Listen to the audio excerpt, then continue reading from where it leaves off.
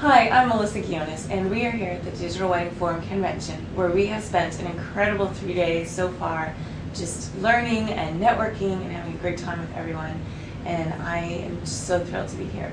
We're going to talk about customer service today, and more specifically talk about exactly how to connect with people before they become your clients, from the second they walk in the door.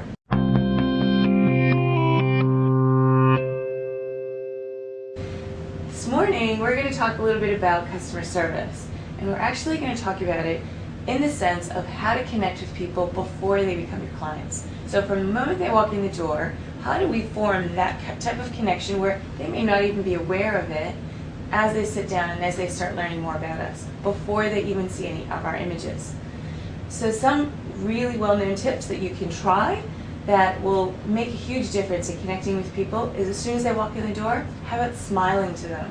And it sounds obvious, I know, but one of the first things we do when we're really nervous is we forget to smile at people.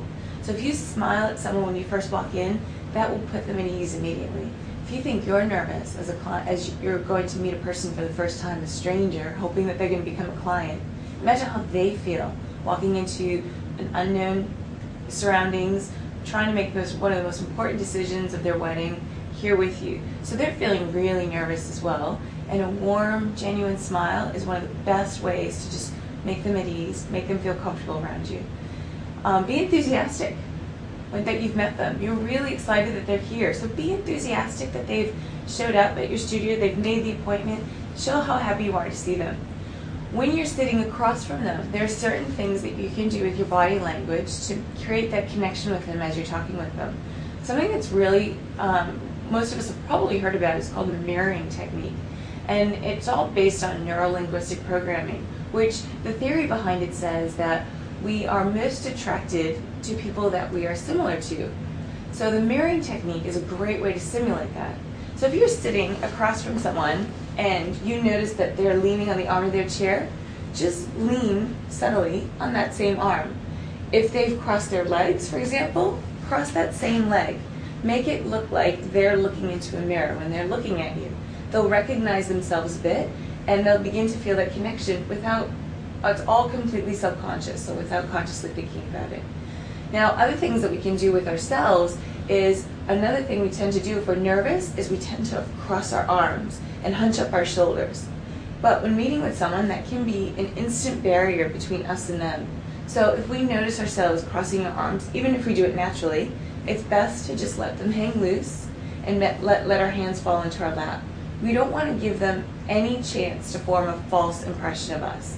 That initial impression, that perception of us, is going to be what they use to decide on whether they book us or whether they don't book us. So we want to make sure we put our best foot forward, and these are some ideas to try and do that. Beyond our shoulders and arms, eye contact is critical.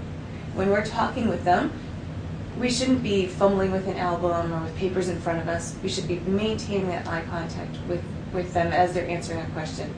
If you're leaning forward and looking into their eyes, that tells them that you're really interested in what they're saying, that you really want to hear what they're saying, that you really want them to listen to you as well. So if you're not fumbling around, I've seen some people ask questions like, so tell me how you guys met, and then as they're asking the question, they're reaching for an album and beginning to open it. So you're not really paying attention to the answer, and you're telling your client that you really don't care.